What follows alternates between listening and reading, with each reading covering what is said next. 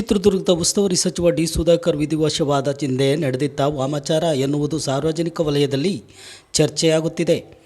ಕೆಲ ದಿನಗಳ ಹಿಂದೆ ವಾಮಾಚಾರದ ಕುರುಹು ಪತ್ತೆ ಡಿ ಸುಧಾಕರ್ ಮನೆ ಬಳಿ ಪತ್ತೆಯಾಗಿದ್ದು, ಮನೆಯ ಮುಂದೆ ಬೋರ್ವೆಲ್ ಬಳಿ ತಾಮ್ರದ ಪತ್ರ, ನಿಂಬೆಹಣ್ಣು, ಮಾಂಸದ ತುಂಡು ಪತ್ತೆ ಆಗಿರುವ ವಿಡಿಯೋ ಸಖತ್ ವೈರಲ್ ಆಗಿದೆ. ಡಿ ಸುಧಾಕರ್ ಮನೆ ಕೆಲಸದವ ಚಂದ್ರು ಎಂಬುವರಿಗೆ ಪತ್ತೆ. ವಾಮಾಚಾರ ಮಾಡಿದ ವಸ್ತುಗಳನ್ನು ತೆರೆದು ನೋಡಿದಾಗ ತಾಮ್ರದ ಪತ್ರ, ನಿಂಬೆಹಣ್ಣು, ಮಾಂಸದ ತುಂಡು ನೋಡಿ ಆಶ್ಚರ್ಯ, ಒಂದು ರೀತಿಯ ಭಯ. ಈ ವಾಮಾಚಾರದಿಂದಲೇ ಸಚಿವರ ಸಾವಿಗೆ ಕಾರಣವಾಯಿತಾ ಎಂಬುದು ಸಾರ್ವಜನಿಕರ ಹಾಗೂ ಅಭಿಮಾನಿಗಳ ಚರ್ಚೆಗೆ. ಈ ವಾಮಾಚಾರದ ವಿಡಿಯೋ ಸಖತ್ ವೈರಲ್ ಆಗಿದೆ.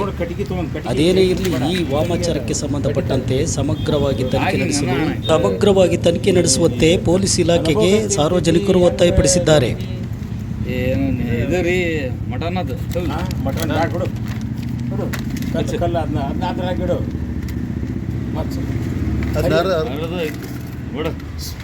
ಮೊದಲ ಈ ಕಡೆ ಕಡೆ ಇದು ನಿಂತಿದ್ರಲ್ಲ ಮೂಲೆ ಅದು ತಪ್ಪು ತೆಗೆದು ಒಂದು ಚಪ್ಪಲಿ ಮುಚ್ಚಿ ಮತ್ತೆ